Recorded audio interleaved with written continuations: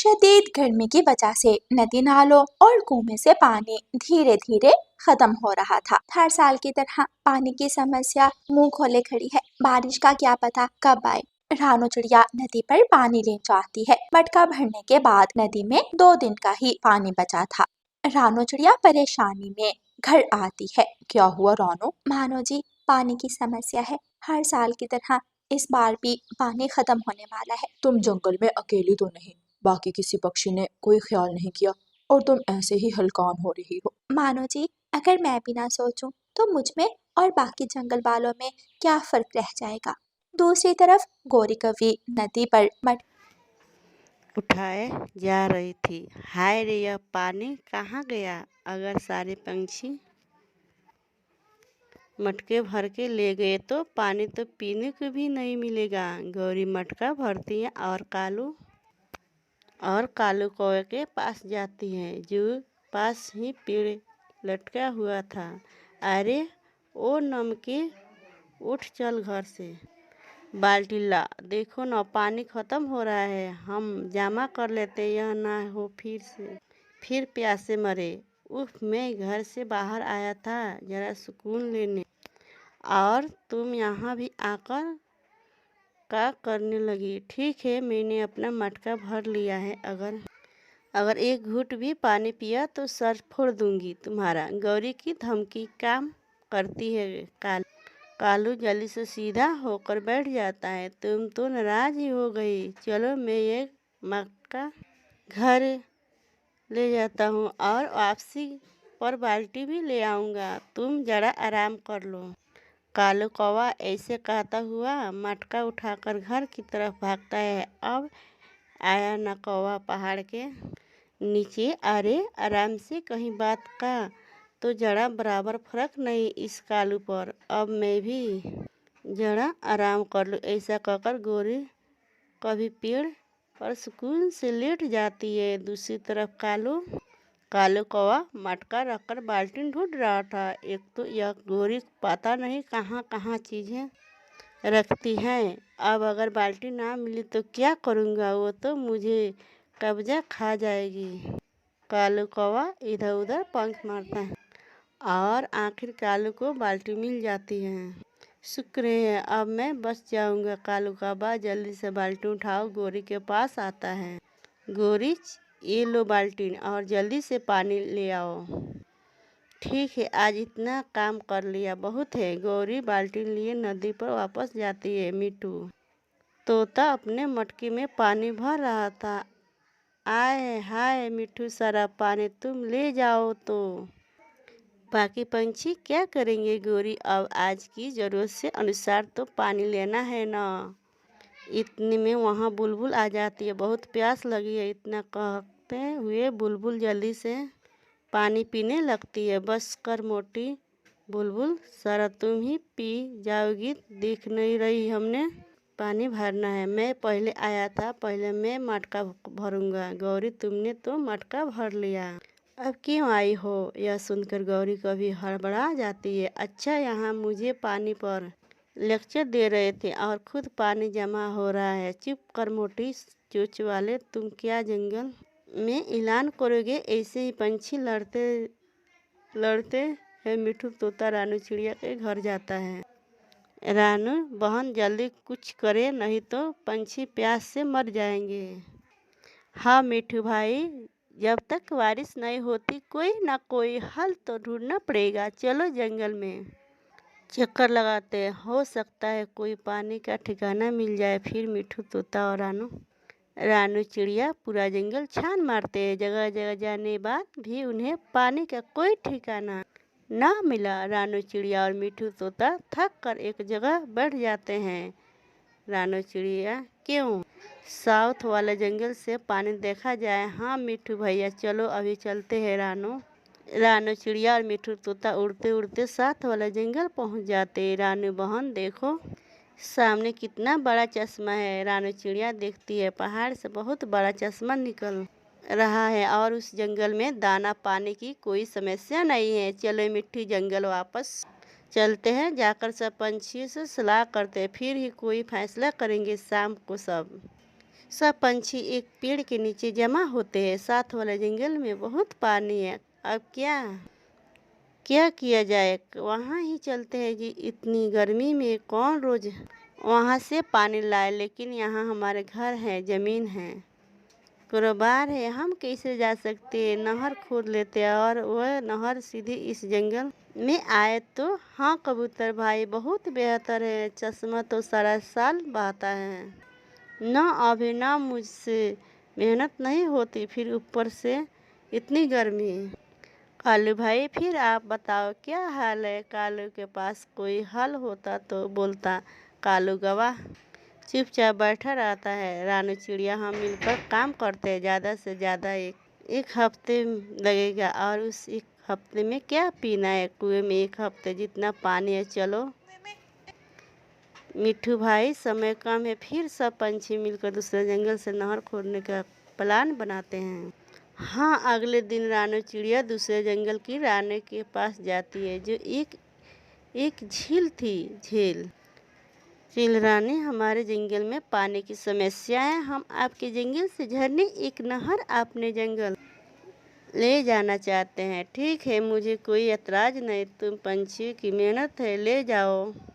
मैं अपने सैनिक भेज दूंगी, वो भी तुम्हारी मदद करेंगे। बहुत बहुत शुक्रिया, आपका एहसान होगा। फिर रानू चिड़िया अपने साथियों के साथ मिलकर नहर खोदना शुरू करती हैं। पंछी बारी बारी जमीन खोदते हैं। पत्थर, कंकड़, झाड़ियों, हर तरह की रुकावट आती हैं, लेकिन रानू चिड़िया और उसके साथी हिम्मत नहीं हारते। रानू चिड़िया बहुत थक गए, सारी उम्र का आराम भी है। मिट्ठू भाई, हाँ यह तो है, लेकिन अगर उस कालू और गोरी ने पानी पिया तो मुझे बुरा कोई नहीं होगा। दूसरी तरफ गवाह में कालू भाई रख देता है। गोरी कौवे के पास जाता है। गोरी उन पंछियों ने सच कर दिखाया, वे दूसरे जंगल से नहर खोद लाए हैं। कालू, ये मिट्ठू बहुत बुरा है, चलो हम भी अपना हिस्सा डालते हैं। फिर गौरी कौवी और कालू कौवा जल्दी से रानू चिड़िया के पास जाते हैं। रानू बहन, लाओ, मैं खुदाई करूँ, नहीं रहने दो, इतना कर लिया है, आगे भी हो जाएगा। मिट्ठू भाई, मिलकर रहने में ही भलाई होती है। ठीक है कालू भाई, यह ले और करे खुदाई। जल्दी ही नहर उनके जंगल आ जाती है और पंछी इतनी गर्मी में पानी की किल्लत तक बचे जाते हैं। राना बहन, अब आराम से पानी मिलता रहेगा। हाँ, हम चाहते हो तो रोज दूसरे जंगल जाकर पानी ला सकते थे, लेकिन ऐसे बूढ़े पंछियों के लिए समस्या होती। रानू चिड़िया, बेशक तुम जैसा साफ दिल पंछी मैंने आज तक नहीं देखा। फिर सब पंछी हंसी खुशी अपने घरों की तरफ लौट जाते हैं। प्यारे दोस्तों, इस कहानी को लाइक अपने दोस्तों के साथ शेयर और चैनल को सब्सक्राइब करना बिल्कुल मत भूलना। आपका धन्यवाद रानू चिड़िया की ऐसी कहानी के लिए। रानू जी उठे, आज समय पर चले जाए लड़कियां लेने, अभी सूरज निकलने की कुछ वक्त है। आप हर रोज लेयर चाहते हैं तो बाकी पंछियों लकड़ियाँ काट कर ले जाते हैं। हाँ रानू चिड़िया, स्कूल जाने से पहले नाश्ता अच्छे से करवा देना। जी सर, वट मैं खिला दूंगी, अगर आप फिक्र न करें तो। मानो चिड़िया अपना कुल्हाड़ी उठाकर जंगल की तरफ चला जाता है।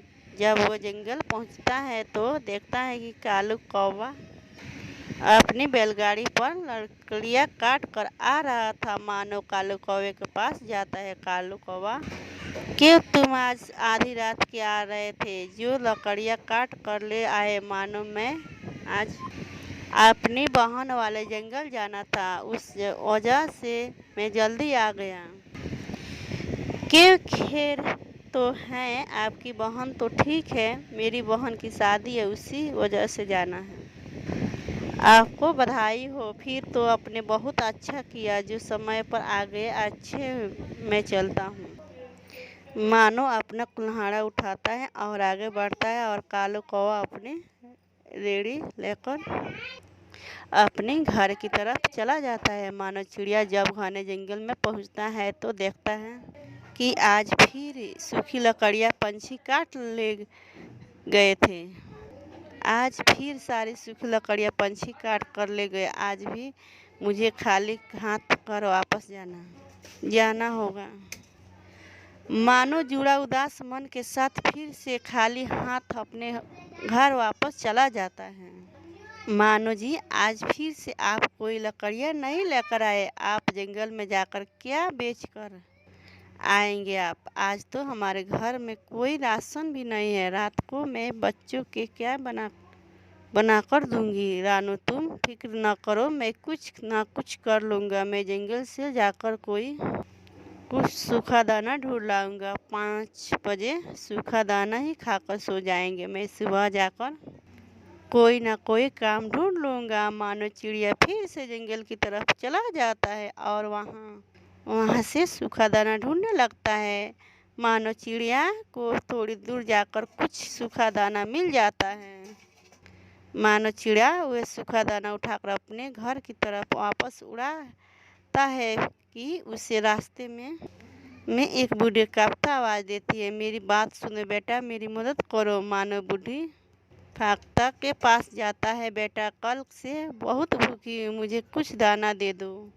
माँ जी, मेरे पास तो सिर्फ यही दाना है और मेरे बच्चे भी। मानो चिड़िया चुप हो जाता है और आगे कुछ नहीं कहता। क्या हुआ बेटा, तुम चुप क्यों कर गए? नहीं नहीं माँ जी, ऐसी कोई बात नहीं, खिले आप दाना खा ले, मैं और दाना ढूंढ लूँगा। बेटा तुम मुझे परेशान कर लग रहे हो। मानो चिड़िया बूढ़ी फाटा, तुम परेशान मत हो, कल तुम मेरे पास आना। इस पेड़ से 2 पेड़ छोड़कर मेरा घर है, वहाँ आ जाना। मैं तुम्हें लकड़ियाँ का एक खुफिया रास्ता बताऊंगी। वह